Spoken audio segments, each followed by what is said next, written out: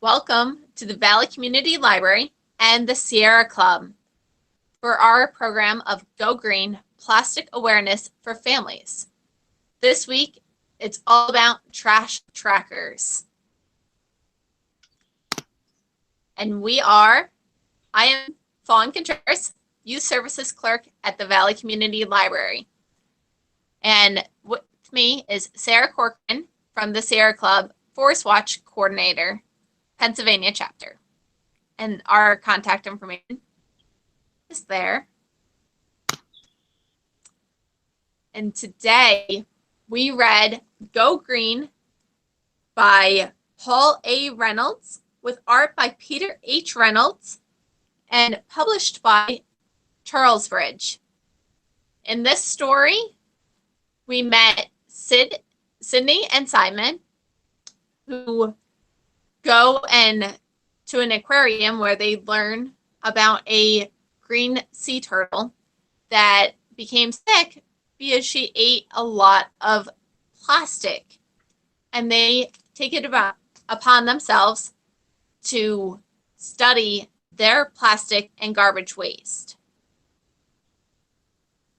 We are going to learn how plastic is made, about different types of plastic, and where it all goes. And we will discuss an easy community science project that discovers our own plastic waste in our houses and our community. So, in chapter 1, we learn the main problem, the conflict of the book. And that is that there is a lot of plastic waste and it's ending up in the ocean. What is wrong with plastic? What are some things you think is wrong with it? Is this something that happens in real life? Go Green is a work of fiction. But is this something that happens? We'll find out in the next slides. And another question is, we live inland, 2 hours from the beach. We will discover today what our problem with plastic locally is. Okay, Sarah. So tell us about plastic. Oh, well, what isn't there to say about plastic?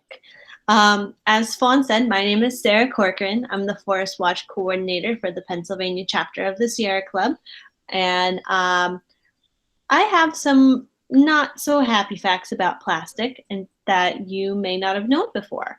So plastic is actually made by refining fossil fuels, so petrochemicals like oil and gas and coal. And they take that and they turn that into the plastic that we use every day. There are ways to make plastic out of renewable materials like corn husks or old cooking oil or other bits of organic waste, but that tends to be a little bit more expensive, and companies don't make as much money off of it. You could also make plastics out of recycling old plastic, but that doesn't happen as often as we would like it to. In the past 10 years, we've made more plastic than we have in the last 100 years. And of that plastic, about 300 million tons of plastic, 50% of it is single use, which means we only use it once, maybe twice, and then it gets thrown away. So that all of that plastic put together weighs about as much as the entire human population. So if you think about how many people are on the planet and you add all of them together, that's how much plastic we make every year. And they take a long time to break down. So thousands of years. Depending on the type of plastic, it takes a little bit longer for some than it does for others, but it still takes a long time either way. Currently, about over 90% of all the plastic that's created is either sent to the landfill, ends up in our oceans, or is burnt. It's incinerated. And if you think about what plastic is made out of, if we're burning plastics, that's not good for the atmosphere. Only about 9% of all the plastic that we make every year is recycled. Oh, and that picture right there that you see, that is a picture of plastic in the Great Pacific Garbage Patch, which is one of 5 large garbage patches or gyres that is found in the ocean. The way that the ocean currents flow, plastics and other types of trash end up collecting in these giant patches. And the Great Pacific Garbage Patch, which is the largest one that we have, is estimated to be about twice the size of Texas. And that's on the surface. In areas, the patch can be several feet deep, between 5 to 10 feet deep. They haven't measured it in all of its locations, but think about it like a giant trash iceberg. They estimate that trash outnumbers sea life in that one patch 6 to 1. So there's more trash in that section of the ocean than there are ocean animals, which is kind of ridiculous. Of all that plastic that ends up in our oceans, only a little bit of it actually floats. So that giant Great Pacific Garbage Patch of that floating plastic, the larger plastic and the microplastics, the little tiny pieces that are harder to see, only about 15% of all the plastic that ends up in the ocean actually floats. So imagine how much more plastic is sitting on the bottom of the ocean than what we can see. That's a lot of plastic. Now, not all types of plastic are the same. If you look at a plastic container, you'll notice a little recycling symbol, like the little green symbol on the bottom there, and there's usually a number inside it. Now, that number tells you what type of plastic you're looking at. Some of them are easier to recycle than others. So when you see numbers 1 or 2, they're a lot easier to recycle and are accepted at more recycling centers than your higher numbers. And then if you see a 6, that's generally your styrofoam or your polystyrene, which is really, really hard to recycle, except in specialized locations. Up here in the Poconos, we actually have one location that does accept styrofoam recycling, and that's in Dunmore at Anthracite. They accept styrofoam, and most like FedEx and UPS places will actually take back clean packing peanuts, which are made of styrofoam too. So if you find yourself surrounded by styrofoam, you can look at one of those places to bring it to. Your plastic bags that you get at the grocery store, bubble wrap, saran wrap, any of that type of stuff is usually a number 4. It's your film plastics, and they can be recycled in certain places too. Usually there's that plastic bag drop at grocery stores. You can take any type of film plastic and return it there. So it's not just the plastic bags. You can return bubble wrap and stuff like that there too.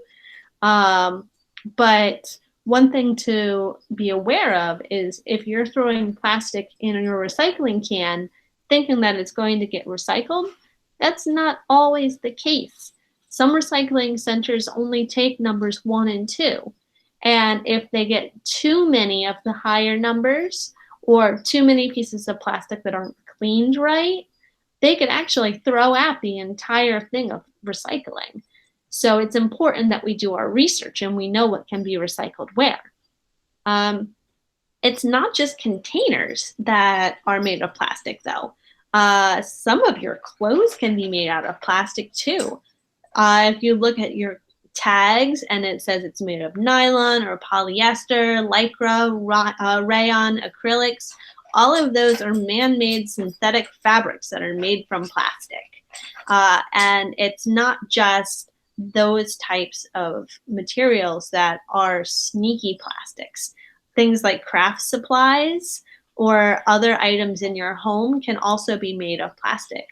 Glitter Glitter is just tiny little pieces of plastic that look really pretty, and then end up in the trash when you're done with them. Some paints that you paint with, like acrylic paints, they're made with plastics too. So it's not just the things that we normally think of as being plastics that can be made from plastics.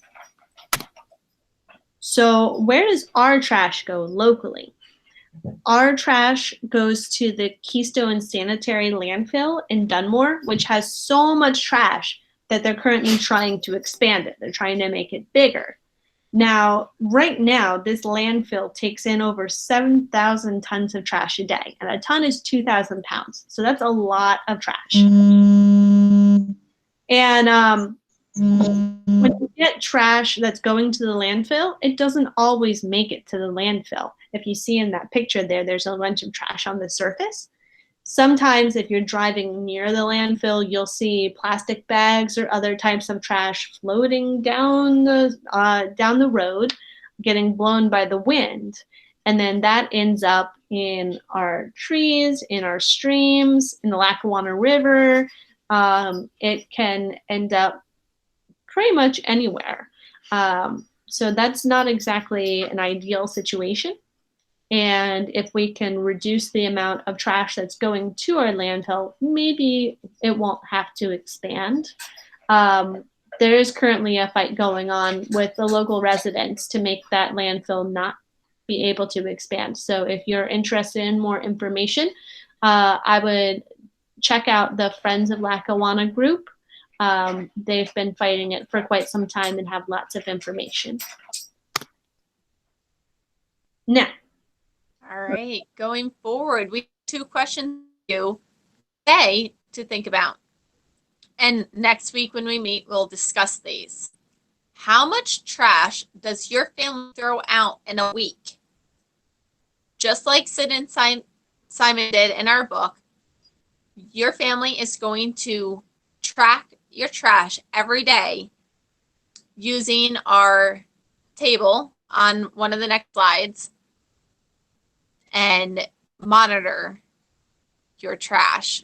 Talk about how many bags you throw out, what type of things you're throwing away. Our next question is, how many plastic items can you find in your home? Looking through your house and anywhere you might go this next week, what are plastic items that you come into contact with every day and use? So we'll talk more about them in the next slides. So here is the trash tracker table that they used in the book that we read today. It breaks down what trash you are throwing away each day of the week, and you can have it separated by plastic, paper, electronic waste, which you shouldn't be throwing in the trash can, and food waste. And you can take notes of how much is thrown away or what could be reused, or any other observations that you may notice throughout the week. And then you'll have a total tally at the end of the week to see just how much you've thrown away at each of those different types of things. The next chart is just for plastics. So you're going to count each type of plastic you find and the quantity. So if you find a whole bunch of plastic in your bathroom, you would write down how many pieces of plastic you found that are single use, that you use once or twice and then throw away. How many items are longer use, so something like a kitchen funnel that you may use a lot of times but is still made of plastic. You would mark that down. Things that are, it says microfiber on the chart, but things that are plastic, like that are clothing, so your polyester clothes, or if your shower curtain is made out of plastic, or if you have microfiber towels in the kitchen, any of that type of stuff. And you'll total it all out based on room, and then you'll get your whole total of plastics you found in your house. And you can write observations for each of those things. Think of ideas for ways to reuse it, or ways that you can sub something that isn't plastic out for that plastic item, or any other observations you can think of for the week. And then next week, like Fawn was saying, we'll go over our scientific findings. So make sure to bring your charts along. We'll have a way that you can print out those charts. Or if you don't have access to a printer, if you wanted to stop by the Valley Community Library, they will have printouts available of each of the tables, and a breakdown of the instructions. So we'll be going over our scientific findings next week. We'll also be reading the next 2 chapters of the book, and we'll be discussing some artistic ways we can reuse our trash instead of throwing it out. So have that artistic thinking cap on.